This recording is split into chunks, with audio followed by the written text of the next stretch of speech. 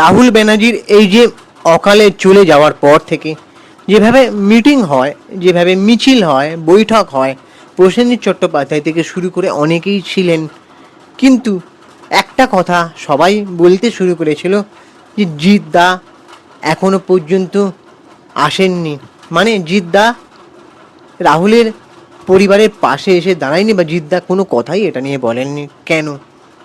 তো আজকে সেটা আমি তোমাদেরকে দেখাবো যে জিৎদা কী করেছেন। তোমরা প্লিজ আমাদেরকে সাপোর্ট করো, ইউটিউব চ্যানেলটাকে সাবস্ক্রাইব করে দাও। আমি সুপ্রিয় রয়েছি তোমাদের সঙ্গে, তোমরা প্লিজ চ্যানেলটাকে সাবস্ক্রাইব করে পাশে থাকো, ভিডিওটা পুরোটা স্কিপ না করে দেখো, তাহলে তোমরা অনেক কিছু জানতে পারবে। জিদ্দার ভক্তরা অবশ্যই আমাদের ভিডিওটাকে সাপোর্ট করো এবং পুরোটা দেখো। জিদ্দা রাহুলের পরিবারের সাথে নাকি ছিল না। জিদ্দা বারবার সবাই একটাই আঙুল তুলছিল যে জিদ্দা কেন আসেনি। এত আর্টিস্টকে দেখা যাচ্ছে, কিন্তু জিদ্দা কেন নয়? জিদ্দা কি কোনোভাবে, আর জিদ্দার নামে অনেকে মিডিয়ারাও বলে যে জিদ্দা নাকি মিডিয়ার সামনে বাইট দিতে চায় না, সে নাকি খুব অহংকার বোধ করে, মানে অহংকার দেখায়, এমন নানান রকম অ্যালিগেশন তার নামে শোনা যায়। তো জিদ্দা এর আগে ইন্টারভিউতে বলেছে যে আমি একজনকে বাইট না একজনকে দিলে অন্যজন কষ্ট পাবে, সেই ভেবেই আমি দিই না। তো 1-to-1 ইন্টারভিউ সবাইকে তো দেওয়াটা সম্ভব নয়। আর জিদ্দা ভালো করেই তোমরা জানো যে জিদ্দা কোনো রকম বিতর্কে এখন আর জড়াতে চাইছে না, মানে চান না। তিনি সিনেমার প্রচারটুকু ছাড়া কোনোদিন তো রাজনীতিতে আসবেনই না। আমি বারবার এর আগেও ভিডিওতে বলেছিলাম যে জিদ্দা এবং বুম্বাদা কোনোদিনও পলিটিক্সে আসবেন না। যদি আসেন তাহলে আমি হয়তো এই দুটো মানুষের আর ফ্যান থাকবো না। এই যে এত কিছু আমরা বলছি সিনেমা ইন্ডাস্ট্রিটাকে, বাংলা সিনেমা ইন্ডাস্ট্রিটাকে সাপোর্ট করি বলেই, ঠিক আছে? তো রন্ধে রন্ধে সবাই রাজনীতিতে যোগ দিচ্ছে, সবাই যে যার মতন রাজনীতির সুযোগ সুবিধা খুঁজছে, কিন্তু জিদ্দা মানুষটা আলাদা। বুম্বাদাও কিন্তু রাজনীতি করেন না, ঠিক আছে? হয়তো বুম্বাদাকে কিছু পার্টি ফান্ডের অনুষ্ঠান বা বিভিন্ন জায়গায় দেখা যায়, কিন্তু জিদ্দা একদমই সাথে পাশে থাকেন না। জিদ্দার একটা ছবি, কেউ বলে বিপ্লবী, কেউ বলে ডাকাত, এই ছবিটা আসার কথা ছিল পুজোতে, কথা হচ্ছিল, কিন্তু দেবদা কোথাও গিয়ে দেশ সেবেন আনছেন, একটা জোরপূর্বক তাকে আসতে মানা করা হয়েছিল। কিন্তু জিদ্দা পুজোতে কোনোবারই আসেননি। জিদ্দা খুব করে এই পুজোয় আসতে চেয়েছিলেন, সে মানুষটাকে আসতে দেওয়া হয়নি। তবে জিদ্দা 29 মে কেউ বলে বিপ্লবী, কেউ বলে ডাকাত নিয়ে আসছেন, ছবিটাকে আমাদের হিট করতেই হবে। তবে আমি যেটা কারণে ভিডিওটা বানাতে এলাম যে রাহুলের পরিবারের পাশে কি তবে জিদ্দা নেই? মানে জিদ্দাকে কোনো কথাই বলতে শোনা গেল না, জিদ্দাকে কোনো মিটিং বা বৈঠকে দেখা গেল না। অবশ্য একটা কথা আমরা জানি যে জিদ্দা কিন্তু আর্টিস্ট ফোরামের সদস্য, ঠিক আছে? তো জিদ্দা নাকি ঘটনাক্রমে শোনা যাচ্ছে, যতদূর শোনা যাচ্ছে, যে জিদ্দা নাকি রাহুলের এই ঘটনার সময় বেশ কয়েকদিন ধরে তামিলনাড়ুতে ছিলেন, কোনো একটা কাজে হবে হয়তো।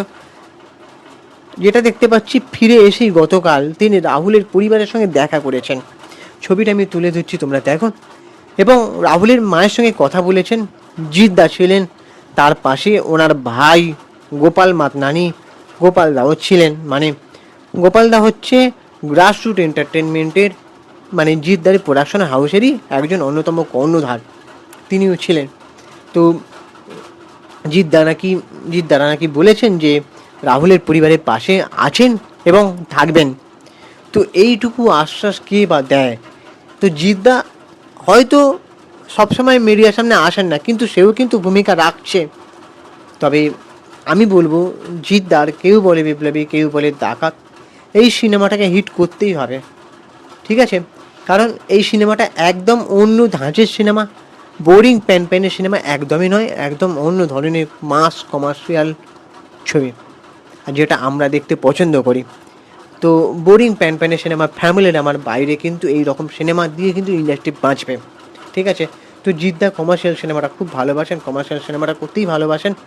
তো এই সিনেমাটা হিট করতেই হবে, তাহলে জিদ্দার ক্যারিয়ারে আরও বড় মোড় নেবে, যাতে জিদ্দা আরও ভালো ভালো ছবি আমাদেরকে উপহার দিতে পারে, ঠিক আছে? তো আমি এত কোথাও গেছি যেখানে জিদ্দাকে এখনও পর্যন্ত মিডিয়ার সামনে পাইনি। আমরা তো সিনেমার নিয়ে কাজ করি, বিভিন্ন জায়গায় যাই, মিডিয়া বা ইউটিউবার বা যে রিভিউয়ার হিসেবে যাই, কিন্তু জিদ্দাকে এখনও পর্যন্ত পাইনি। আশা করি কেউ বলে বিপ্লবী, কেউ বলে ডাকাত সিনেমাটার মাধ্যমে জিদ্দাকে পাবো, কিছু ইন্টারভিউ নিতে পারবো, কথা বলতে পারবো, আশা করা যায়, চেষ্টা করব তোমাদের সামনে সেগুলো তুলে ধরে নিয়ে আসবো।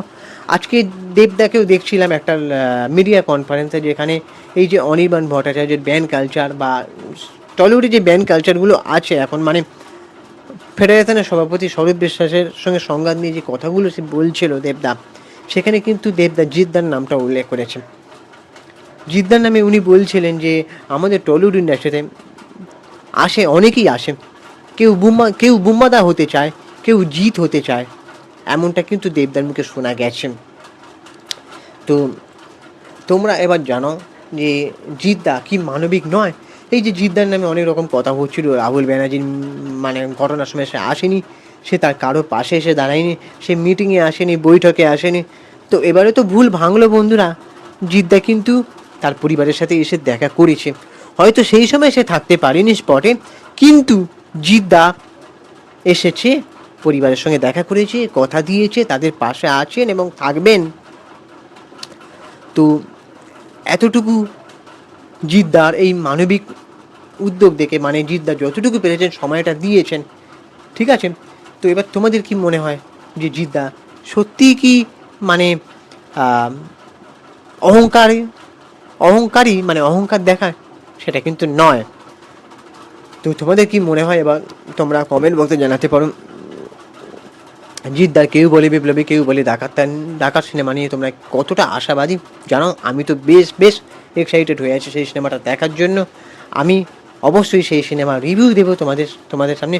29 থিমে সেই ছবিটা রিলিজ হতে চলেছে। আশা করি সব রকম টলিউডের বিতর্ক বা খরা কাটিয়ে সেই সিনেমাটা রিলিজ হবে এবং আশা করি সিনেমাটা ব্লকবাস্টার হবে। এবার তোমাদের কি মনে হয় তোমরা অবশ্যই কমেন্ট বক্সে জানাতে পারো। আমাদের ইউটিউব চ্যানেলটাকে সাবস্ক্রাইব করে দাও, ভিডিওটাতে একটা লাইক দাও। আমি ইনস্টাগ্রামে রয়েছে সুপ্রিয় পৌতলে সিনেমারিয়া অথবা চিঙ্কি বাবু 253, ওখানে গিয়ে ফলো করে দাও।